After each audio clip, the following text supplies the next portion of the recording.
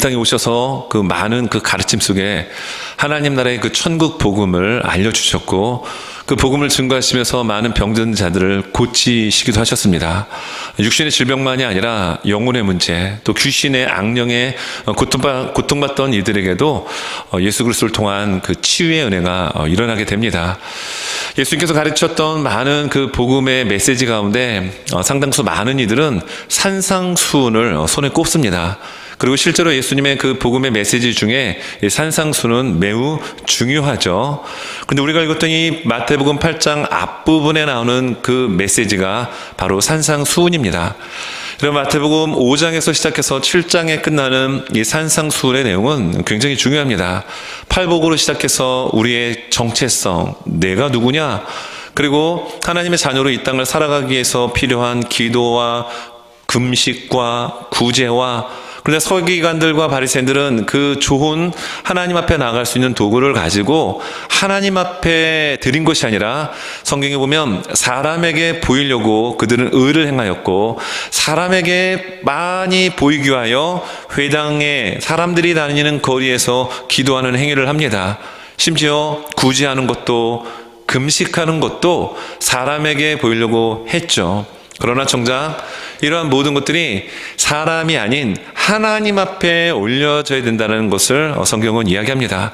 그리고 이 산상순의 마지막 부분 7장의 후반부에서 결론을 말씀해 주십니다. 그 결론은 너희가 이 많은 말들을 들었다. 자, 그렇다면 이 말을 듣고서 어떻게 되느냐? 그래서 아주 쉽게 비유로 설명을 해 주십니다. 모래 위에 지은 집과 반석 위에 지은 집이 있다. 말로 듣고 행동으로 옮기지 않는 사람은 모래 위에 지은 집과 같다.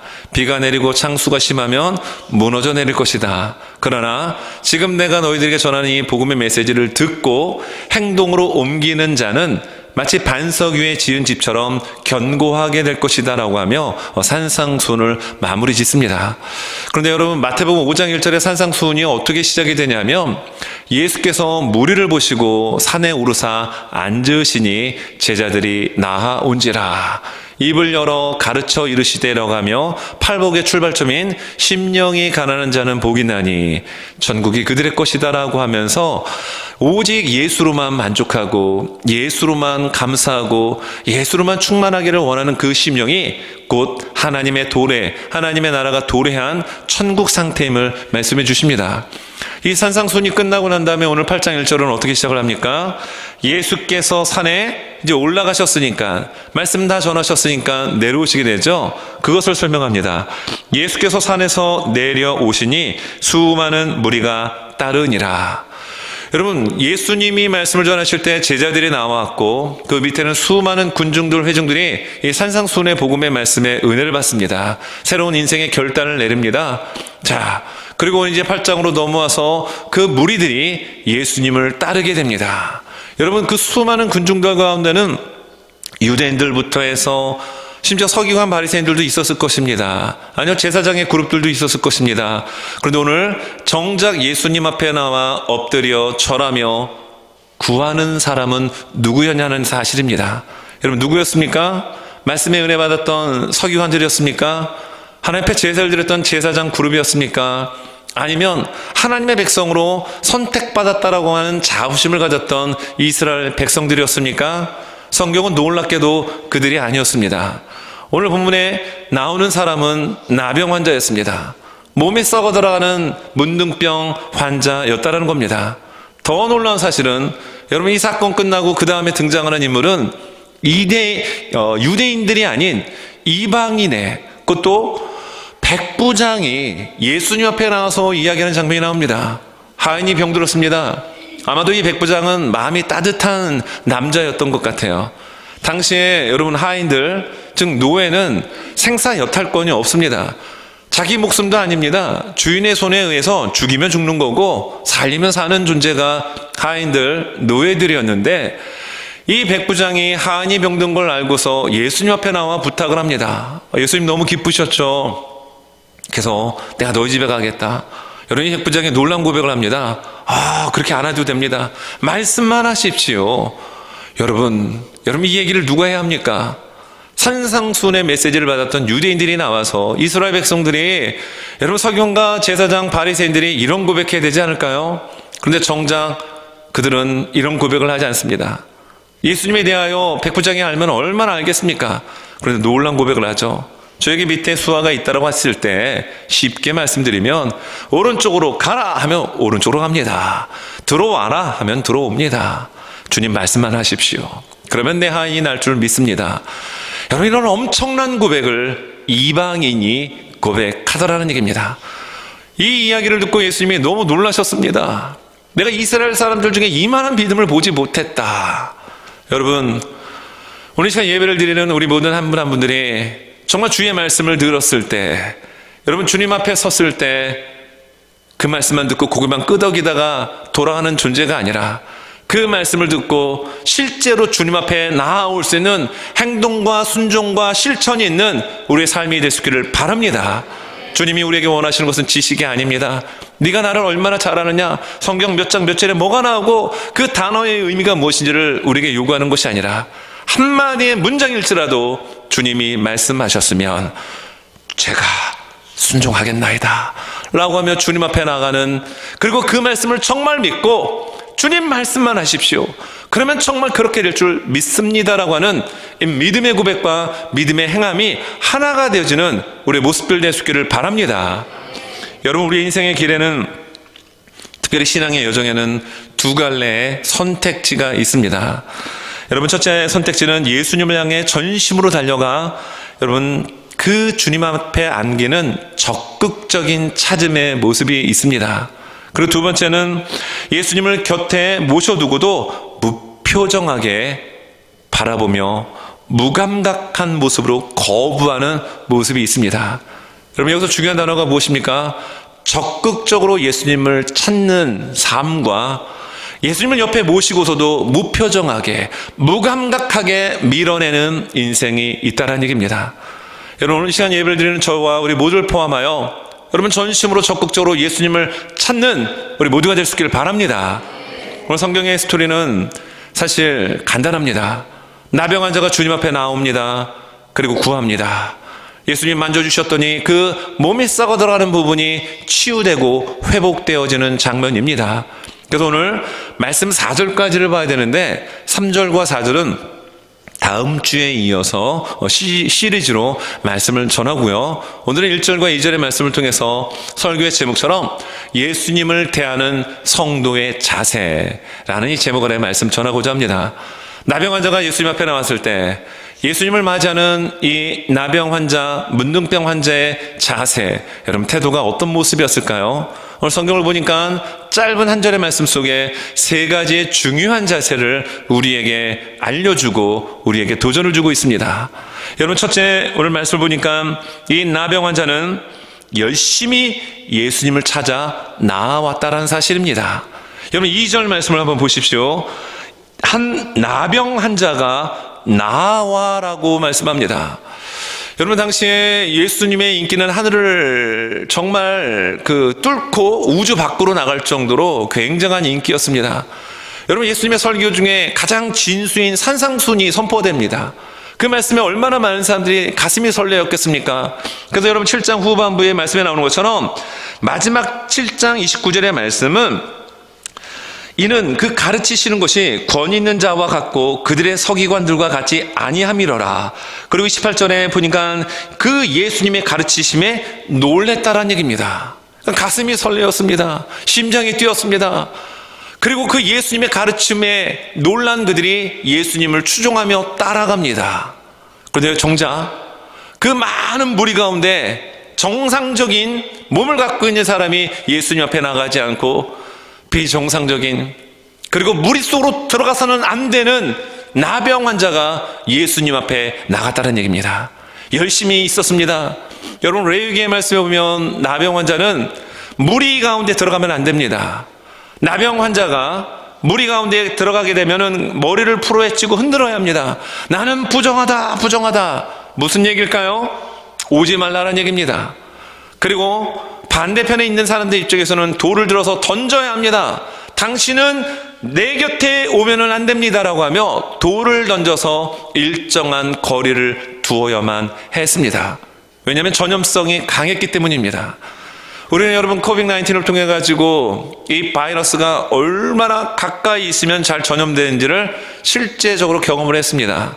그래서 코로나를 통과하면서 늘 귀에 못이 박도록 들었던 얘기가 사회적 거리였습니다. 최소한 2m 이상의 거리를 둬야 되고 이런 규칙 가운데 우리는 생활을 했습니다. 코로나와는 견질 수 없을 정도의 전염력이 강한, 그리고 현대의학이 아무리 발달했다 할지라도 여러분 한센스병, 나병을 100% 고치기는 어려울 것입니다.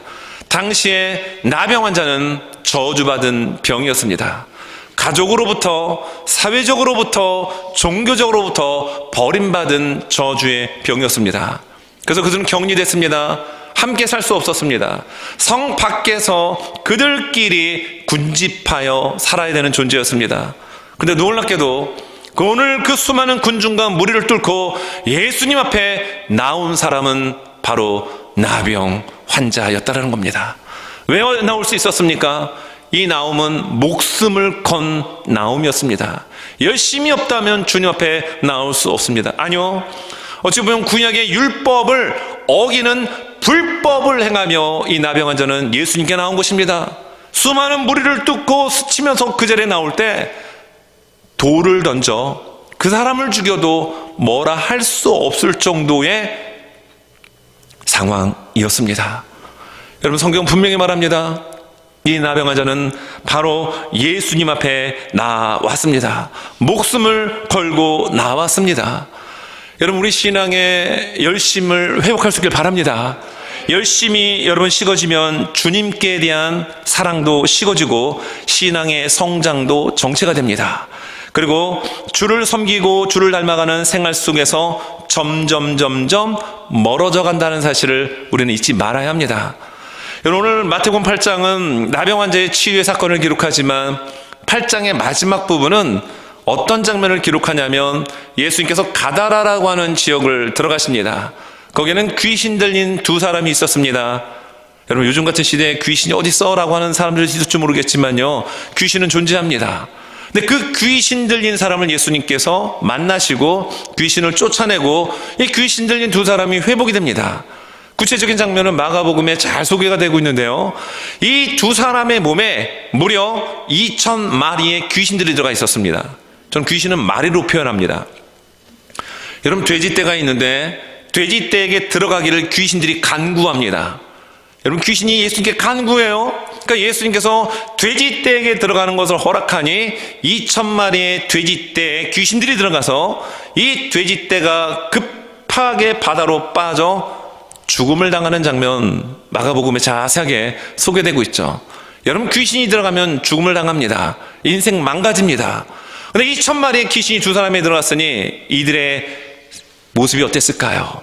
발가벗고 쇠고랑으로 채워도 그것을 끊어내며 짐승과 같은 미친 광인의 인생을 살 수밖에 없게 됩니다. 여러분, 성경에 보면 마태복음 8장 28절, 또 예수께서 건너편 가다라 지방에 가심에 귀신 들린 자 둘이 무덤 사이에서 나와 예수를 만나니 그들은 몹시 사나워 아무도 그 길로 지나갈 수 없을 지경이더라.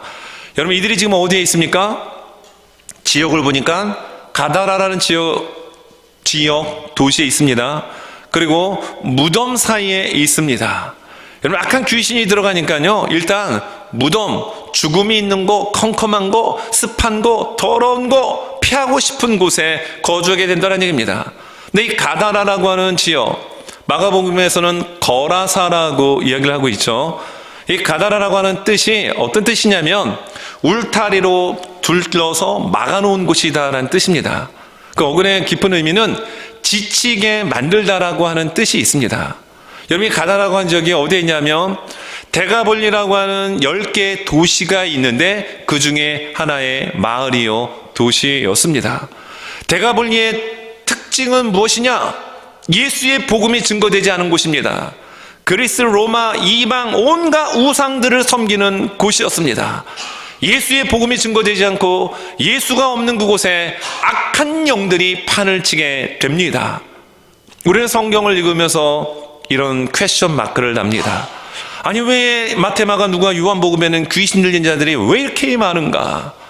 여러분, 구약 성경이 끝나면서 예수님은 400년 동안 선지자를 보내지 않으셨습니다. 하나님의 말씀이 선포되지 않고 하나님의 종들이 말씀을 전하지 않으니 그들의 영적인 상태는 어떻게 될까요? 피폐해집니다. 하나님과의 관계가 끊어집니다. 마치 죽은 시체가 있는 무덤과 같은 영적인 상태가 계속 진행됩니다. 그래서 가는 곳곳마다 귀신 들린 자들이 고침받는 장면, 그들이 쫓김당하는 장면이 여러분 성경에 참 많이 나오죠.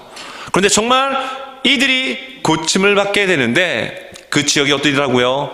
가다라, 둘러 진친 곳입니다. 우상이 넘치는 곳입니다. 그리고 그 어근의 깊은 뜻처럼 점점 지치게 만드는 곳입니다. 예수님을 가까이 하면 지친 몸을 회복시켜 주십니다. 고친 영혼도 살아나게 하십니다. 병든 몸도 고쳐 주십니다. 그런데 예수님을 떠나 울타리를 친 채 고립된 인생, 여러분, 악한 영은 점점 그 영혼을, 육신을 망가뜨립니다. 그런데 이미 몸이 망가진, 몸이 썩어 들어가서 감각을 느낄 수 없는 이 문둥병 환자가 예수님 앞에 나오니 회복이 됩니다. 어떤 열심이었습니까? 목숨을 건 찾아옴이었습니다. 우리는 너무나도 쉽게 주님 앞에 나와 예배를 드립니다. 성경을 봅니다. 찬양을 드립니다. 근데 탈북민들의 간증을 듣게 되면 북한 땅에는 여러분 말씀을 보기 위해서 입을 뒤집어 씌워놓고 아무도 모르게 소리내서 읽지도 못하고 눈물을 흘리며 꼬깃꼬깃 종이, 그 구겨진 종이 사이에 적힌 종이를 읽으며 눈물을 흘린다고 합니다. 우리가 이렇게 목소리 높여 찬양을 부르고 악기를 동원하며 찬양하는 거 상상할 수 없습니다. 찬양을 부르고 싶을 때 마치 물고기가 뻐끔뻐끔하는 것처럼 그렇게 부릅니다. 또 소리를 내서 부르고 싶다면 이불을 2개, 3개 뒤집어 쓰고 노래를 부르고 주의 이름을 높여드릴 때 눈물샘을 터뜨리며 터져나오는 그 은혜를 북한 동포들은 지금도 지하 교회에서 경험한다고 합니다. 그들이 예배 드리는 거, 기도하는 거, 말씀을 듣는 거, 주님 앞에 기도하는 거, 목숨을 건 열심입니다. 우리는 여러분 오늘 주일 예배를 드리기 위해서 나올 때 여러분 목을 걸고 나오신 분이 있습니까? 당신 말이야 교회 나가면 알아서 해라고 하며 그거 뿌리치고 나오신 분 계십니까? 아마 그런 분들은 없으실 겁니다. 너무 편하게 우리 신앙생활을 합니다. 그런데 여러분 잊지 마십시오. 우리 주변 외부적인 환경은 편해졌다 할지라도 우리의 중심은 더욱더 뜨겁게 주님을 열심히 찾는, 주님 앞에 나오는 우리 모두가 될 수 있기를 바랍니다. 제가 종종 최근에 그런 광고를 합니다. 권사님들 이상은 수요 예배, 특별히 새벽 예배 매일 못 나오시더라도 토요 새벽 예배만큼은 나와서 기도해야 된다. 한 달에 한 번 있는 금요 성령 집회는 나와서 부르짖고 뜨겁게 기도합시다 라는 내용을 여러 차례 강조하고 있습니다. 여러분, 오늘 이 나병 환자가 주님 앞에 나왔습니다. 목숨을 건 그런 상황 가운데 나왔을 때 주님은 어떻게 하셨습니까? 얘야 냄새 난다. 너 왜 율법을 어기면 여기에 왔니? 이 불법을 행한 자야 떠나라라고 얘기하지 아니하시고 그의 썩어 문드러져가는 냄새나는 진물 피부 위에 손을 얹어 주십니다. 주님 앞에 나올 때 세상은 우리를 거부할 수 있어도 예수님은 우리를 안아주시고 품어주시고 우리의 깊은 상처를 만져주십니다. 여러분, 그러려면 어떻게 됩니까? 열심히 주 앞에 나오셔야 합니다. 주님 만나셔야 합니다. 여러분, 예레미야 선지자는 눈물의 선지자였죠. 그가 쓴 예레미야 29장 13절에서 이렇게 이야기합니다. 자, 화면 보며 같이 한번 우리 소리내서 읽도록 하겠습니다. 예레미야 29장 13절. 자, 시작. 너희가 온 마음으로 나를 구하면 나를 찾을 것이요 나를 만나리라. 반쪽짜리 마음 아닙니다. 전심입니다. 온 100%의 마음으로 주님 만나기를 구하면 우리 주님 어떻게 하십니까? 만날 것을 약속해 주십니다. 잠언 8장 17절입니다. 자, 이 말씀도 같이 한번 읽습니다. 시작.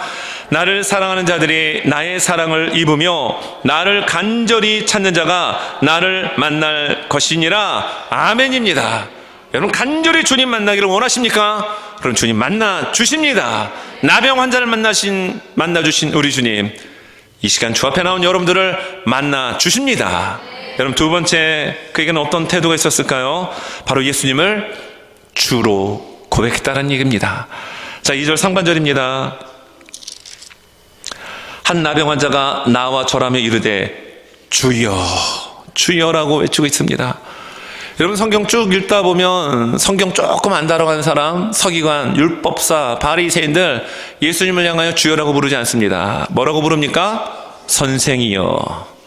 도도하게 교만하게 목 꼿꼿이 세우고 선생이여, 뭐 이런 투로 얘기합니다. 라비여. 목소리 자체에서 교만이 그냥 흘러 넘쳐납니다. 그런데 오늘 나병 환자는 예수님을 향하여 뭐라고 고백하고 있습니까? 주여, 퀴리에, 나의 주인님이라고 여러분 고백을 하고 있습니다. 여러분 선생과 또 주로 고백하는 사람의 다른 부분이 있습니다. 여러분 선생님, 선생이여 부르는 사람들의 특징은요, 그들은 예수님이 가르쳐 주신 지식을 받아들입니다. 말씀을 양식 생명으로 받아들이지 않고 지식으로 받아들입니다. 이거 신선하네.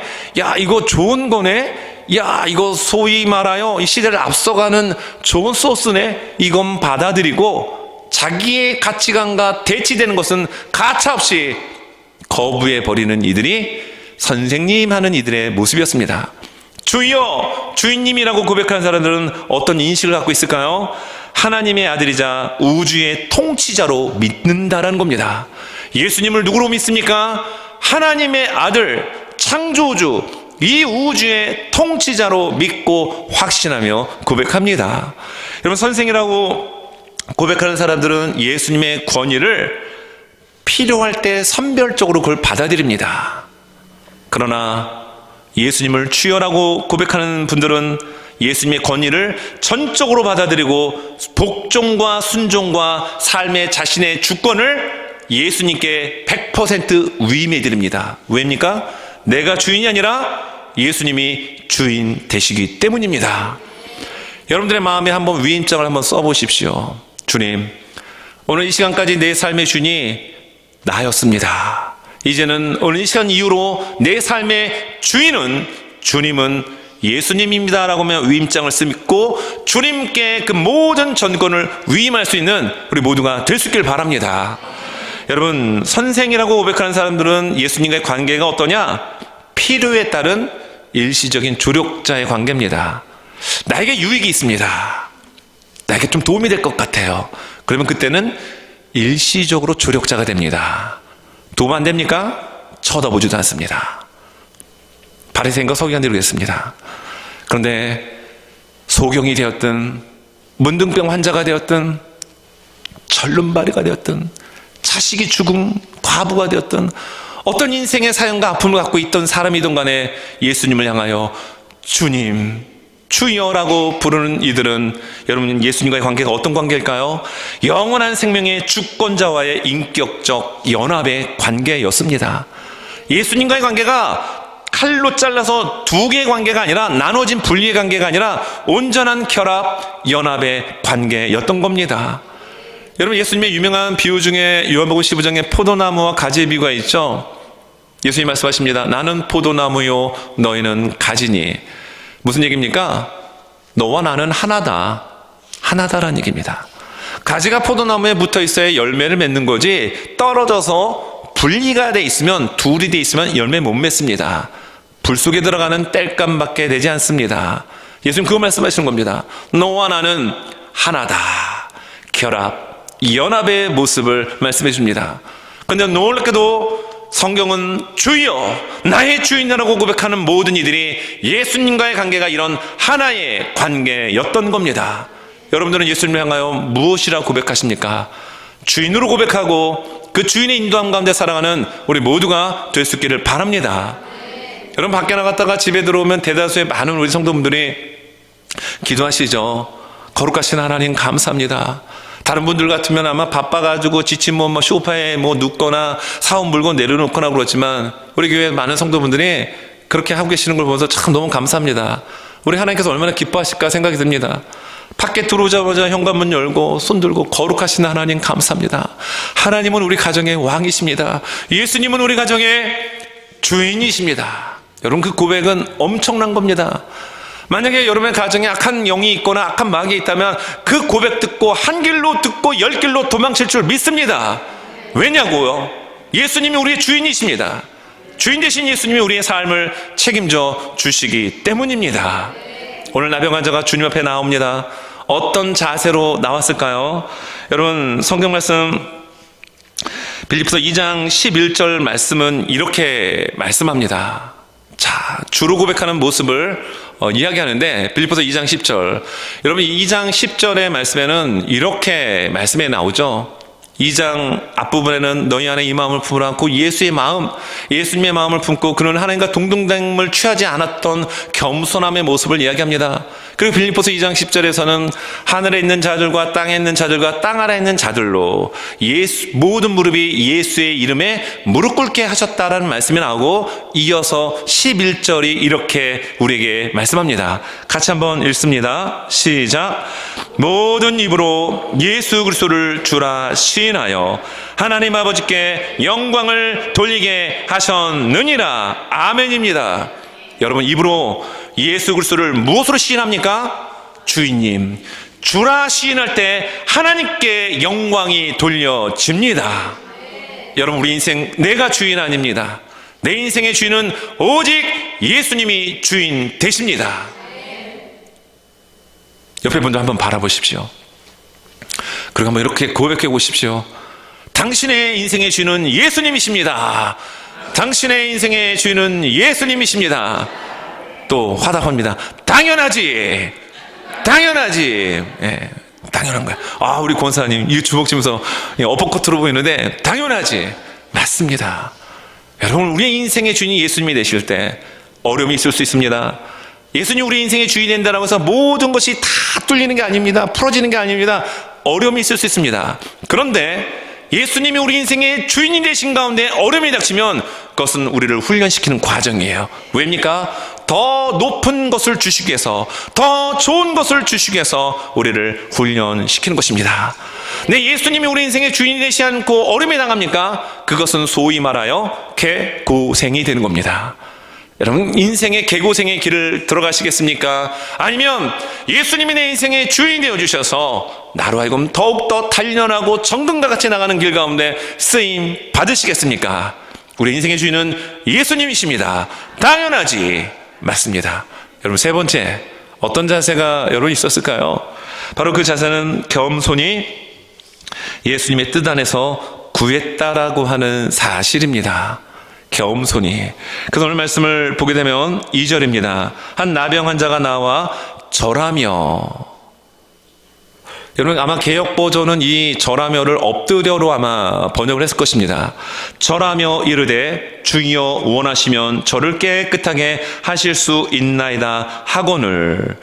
여러분, 이 지금 나병 환자가 예수님 앞에 나온 모습을 한번 그려보십시오. 어떤 모습으로 나왔겠어요? 목숨을 걸고 나왔죠. 그 자리에 설 수 없는 존재입니다. 그런데 그는 절합니다. 엎드립니다. 가장 낮은 자세로 주님 앞에 엎드리는 겸손함의 모습이었고, 더욱 겸손한 것은 그 입에서 나오는 고백이었습니다. 바로 어떤 고백입니까? 고쳐주세요! 라고 당돌하게 요구하는 것이 아니라, 주여 원하시면 저를 깨끗하게 하실 수 있나이다. 목숨 걸고 거기까지 나왔으면 살려주세요, 고쳐주세요 막 이래야 되는 거 아닙니까? 그런데 주여 원하시면, 주님이 원하시면 저를 치료해 주십시오. 저는 이 장면을 보면서 예수님께서 겟세마네 동산에서 땀방울이 핏방울이 되기까지 간절하게 하나님 앞에 기도했던 그 장면이 떠오릅니다. 여러분, 예수님도 십자가의 그 고난을 피하고 싶으셨습니다. 왜냐하면 예수님은 완전한 인간으로 오셨기 때문입니다. 또한 완전한 하나님이셨습니다. 완전한 인간의 육을 입고 고민하며 갈등하는 예수님의 기도, 만일 이 잔을 피할 수 있거든 피하게 해주십시오. 그러나 나의 원대로 마옵시고 누구의 뜻대로 되기를 원하며 그 겟세마네 기도가 끝나게 됩니까? 아버지의 뜻대로 되기를 원하나이다. 여러분, 이 나병 환자가 지금 정말로 몸을 고쳐달라고 당돌하게 직설적으로 표현해도 되는데, 원하시면, 주님이 원하시면 저를 고쳐주십시오. 여러분, 이 고백에는 예수님에 대한 신뢰가 100%였기 때문에 가능한 겁니다. 예수님이 내 인생의 주인이시고 나보다 나를 더 사랑하시는 분이 내 앞에 계시는데, 주님 원하신 대로 저를 해주세요 라고 한다면 주님은 내가 원하는 것 이상으로 치료해 주시고 회복시켜 주실 분이심을 이 나병 환자는 믿고 알았던 것입니다. 여러분, 주기도문을 예수님께서 산상순의 중심부 6장에서 알려주시죠. 그 마태복음 6장 10절에 보면 나라가 임하옵시며 뜻이 하늘에서 이루어진 것 같이 땅에서도 이루어지이다. 하나님의 뜻이 하나님의 나라에서 이루어졌고 그 뜻을 이 땅에서 이루시기 위하여 예수님 말씀이 육신이 되어 이 땅에 오셨습니다. 그런데 그 예수님 앞에 구합니다. 주여 원하시오면, 겸손하게 하나님의 뜻이 내 삶 가운데, 내 썩어가는 피부 가운데 임할 수 있기를 간구하는 이 나병 환자의 간구함의 모습이 여러분, 이 시대를 살아가는 저와 우리들에게 가장 필요한 모습이 아닐까요? 하나님의 뜻은 반드시 이루어집니다. 새벽 예배 때마다 이렇게 놓고 이 정도 되는 분량이에요. 우리 교회 성도분들이 기도 제목 내놓은 걸 이렇게 이렇게 탁 이렇게 놓으면서 이제 기도하다 보면 어느 권사님의 기도 제목입니다. 큰 글씨로 쓴 글씨예요. 트렌턴 장로교회에 하나님의 뜻이 이루어지게 도와주세요. 큰 글씨로 쓰셨어요. 이쁜 글씨도 아닙니다. 저하고 비슷한 글씨예요. 근데 그 기도를 올릴 때마다 이 권사님의 믿음이 참 귀하다. 여러분, 이렇게 해주십시오, 저렇게 해주십시오. 우리는 막 요구할 수 있습니다. 그런데 우리가 요청하고 요구하는 것보다 우리 인생의 주인 되시는 예수님은 더 좋은 것을 우리에게 주기를 원하십니다. 주님의 뜻이 내 삶에 이루어지게 하여 주십시오. 주의 뜻이 우리 교회 공동체 가운데 이루어지게 하여 주십시오. 주의 뜻이 우리의 가정 가운데 이루어지게 하여 주시옵소서. 여러분, 그런 기도를 드리십시오. 우리 인생의 주인 되시는 예수님께서 우리의 삶 가운데 역사하여 주십니다. 여러분, 이 나병 환자가 주님 앞에 나왔던 태도의 모습은 세 가지로 요약하자면, 첫째, 목숨을 건 열심을 찾는 적극적인 찾음이었습니다. 사람들이 불법이라 해도 괜찮습니다. 아니, 율법이 구약이 불법이라고 정죄해도 괜찮습니다. 주님 앞에 설 수만 있다면 이 자세가 우리에게 필요합니다. 왜냐하면 예수님은 율법을 완성시키시는 분이시기 때문이죠. 예수님을 향하여 고고하게 교만하게 선생이여 필요할 때만 뽑아먹는 존재가 아니라 전인격적으로 고백하며 우주의 통치자 하나님의 아들임을 고백하는 연합된 모습으로 주인이라고 고백하는 자세가 우리에게 있어야 합니다. 또 세 번째는 겸손하게 내 야망, 내 욕심을 요청하고 요구하는 것이 아니라 주의 뜻이 내 삶을 통하여 일어나게 도와주십시오. 겸손하게 간구하는 모습 우리에게 있어야 합니다. 제가 오늘 이 설교를 사실 4절까지 하면서 전해야 되는데 반을 잘라서 다음 주에 하려고 하는 이유는 바로 이 부분 때문이에요. 여러분, 무감각적인 불신앙의 위험을 우리는 경계해야 된다는 사실입니다. 여러분, 마태복음 8장에는 시작은 감각을 느낄 수 없는 문둥병 환자로 시작을 합니다. 그런데 마지막 마무리에서는 2명의 군대의 귀신 들린 자가 고침받고 그 2,000마리가 되는 돼지떼가 몰살당하는 장면을 목격한 사람들이 동네로 와서 이야기하고 그들은 어떻게 반응하느냐. 그들은 굉장히 무표정으로 무감각하게 관심 없는 대응을 하더라는 얘기입니다. 정작 문둥병은 무엇입니까? 몸의 감각을 잃어서 손가락이 떨어져 나가도 모릅니다. 코가 떨어져 나가도 모릅니다. 감각을 느낄 수 없으니까요. 그런데 이러한 사람은 주님 앞에 나와 회복을 경험했고, 정작 예수님께서 배를 타고 가다라 지역에 가셔서 귀신 들린 자를 치료한 것을 목격한 사람의 간증을 들었던 이들의 반응은 너무나도 무덤덤하고 감각이 없는 영적 나병 환자의 모습이었습니다. 여러분 8장의 마지막 부분에 나오는 사건이 바로 그 사건인데, 여러분 말씀해 보면은 29절에 이렇게 나옵니다. 이에 그들이 이 두 사람의 몸속에 들어간 군대 귀신들이 예수님께 말하는 겁니다. 소리 질러 이르되. 여러분 귀신 들린 자를 한번 보신 적 있으십니까? 요즘 같은 시대에 무슨 귀신이 있어요? 아니요, 엄청 많습니다. 엄청 많아요. 어디서 확인할 수 있느냐? 가끔 이렇게 드라마나 이런 거 요약한 거 짤 영상이 있죠. 그런 거 보면은 전생, 귀신, 악령, 이것을 주제로 한 것들이 넘쳐나는 시대를 살아갑니다. 계속 그거 가까이 하면 어떻게 됩니까? 그 영향 받게 되어 있습니다. 우리는 예수님을 가까이 해야 합니다. 예수님께 더 열심으로 나가야 합니다. 그러한 것에 계속 노출되어 있으면 그런 영향이 우리의 영적인 세계에 영향을 미치게 됩니다. 여기 무덤에 있고 복음이 들어올 수 있도록 울타리 쳐져 있는 곳, 온갖 이방 문화가 횡행한 곳, 우상이 넘쳐나는 곳에 악한 귀신이 판을 쳤죠. 근데 그들이 예수님께 소리를 지릅니다. 귀신 들린 사람 보면 소리 엄청 지릅니다. 저도 말레이시아에 있을 때 귀신 들린 사람을 봤어요. 선교사님하고 귀신을 쫓아내려고 2-3시간씩 정말 몸부림쳤던 경험이 있습니다. 귀신 들린 사람은요, 잠잠하다가 소리 엄청 지릅니다. 자기 정체가 드러나면. 평소엔 조용한데 정체가 드러나면 발악을 합니다. 근데 여기 보십시오. 귀신 들린 사람이 하나님의 아들 예수님을 마주하고 난 다음에 소리 질러 이르되 하나님의 아들이여 우리가 당신과 무슨 상관이 있나이까? 때가 이르기 전에 우리를 괴롭게 하려고 여기 오셨나이까? 하면서 소리를 고래고래 지릅니다. 그리고 그들이 예수님께 간구합니다. 그래서 돼지떼에 가게 허락하십니다. 2,000마리의 돼지떼에 들어가서 몰살을 당합니다.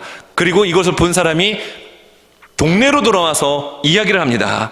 자, 이 말씀이 33절, 34절입니다. 자, 치던 자들이 달아나 시내에 들어가 이 모든 일과 귀신 들린 자의 일을 구하니 온 시내가 예수를 만나려고 나가서 보고. 여기까지 너무 좋죠. 그렇죠? 마치 오늘 1장에서 산상순을 마치시고 산에서 내려오신 사람들을 많은 군중들이 따랐던 것처럼 뭔가 해피엔딩이 기대가 되는데 웬걸? 보십시오. 나가서 보고 그 지방에서 떠나시기를 간구하더라. 분명 두 사람은 보통 사람이 아니었습니다. 근데 그 사람들이 멀쩡하게 치료가 됐습니다. 그리고 그것을 목격한 사람들이 와서 이야기까지 합니다. 그러면 어떤 반응이 나와야 될까요? 예수님을 만났잖아요. 그러면 오늘 나병 환자만큼은 아니더라도 막 엎드려가지고 주여 막 원하시면 이것까지는 아니더라도 예수님을 반갑게 모셔드려야 될 거 아니에요. 근데 성경 뭐라고 얘기합니까? 그거 다 보고 듣고 난 다음에 그 지방에서 떠나시기를 간구하더라. 예수님보단 돈이 좋다라는 얘기입니다. 2,000마리의 두 사람의 영혼이 구원받는데 2,000마리가 죽을 정도면 아이고 이 동네 사람 몇 사람만 구원받으면 다 거덜나겠네, 그런 생각이 들었겠죠. 예수님이 주인이 아닌 만몬, 물질이 돈이었던 그들에게 정작 눈앞에 계신 예수님을 밀어내버리는 모습이 바로 그들의 모습이었습니다. 여러분, 우리 신앙도 마찬가지입니다. 시간이 지나면서 우리 신앙이 무덤덤해지고 매너리즘에 빠지지 않을까 우리는 경계해야 합니다. 주님이 이 땅에 오실 때 졸지 말라라고 깨어있으라고 왜 얘기할까요? 좋으니까, 매너리즘에 빠지니까, 무덤덤해지니까, 무감각해지는 영적 나병에 걸리니까 깨어있어라, 근신하라라고 성경은 우리에게 경고하고 있는 겁니다. 여러분, 끓는 물에 개구리 한 마리를 집어넣으면요, 개구리가 뜨거워하고 그냥 뛰쳐나올 겁니다. 근데 찬물을 따뜻하게 가열하면서 미지근 물로 바꿔놓고 개구리를 넣어놓으면요, 시간이 지나고 나면 여러분 개구리탕이 되고 맙니다. 모르는 거예요. 물이 얼마나 뜨거운지를 모르는 가운데 서서히 죽어갑니다. 마귀가 우리에게 노리는 것이 그것입니다. 점점 처음부터 뜨겁게 하면요, 당장에 알죠. 어떻게 보면 오늘 여기에 귀신 들린 두 사람은 예수님 만나서 완벽하게 치료가 됐습니다. 그러나 정작 동네에 있던 사람들은 겉으로 볼 땐 정상인일 줄 모르지만 그들의 영혼은 예수님을 눈앞에 모시고도 목격하고도 그 놀란 기적을 듣고서도 예수님을 밀어내는 모습을 보여주더란 얘기예요. 말씀을 마무리하면서 여러분, 우리는 언제나 주님 앞에 서 있습니다. 예배당 안에서 예배를 드리면서 주 앞에 서 있고, 가정으로 돌아가서 직장에서 우리의 삶의 일상의 생활 속에서 언제나 우리는 주님 앞에서 살아가게 됩니다. 주님을 어떻게 대하실 것입니까? 열심으로, 주님으로, 주인으로 모시고 겸손하게 연합된, 하나된 여러분 그런 신앙의 여정 될 수 있기를 바랍니다. 혹여라도 영적 무감각, 영적 한세슨 문둥병에 걸렸다고 한다면 그것을 속히 깨닫고 주의 도우신 가운데 주님 앞에 속히 회복되어지는 그 은혜가 우리 모두에게 있어지기를 예수님의 이름으로 축원합니다.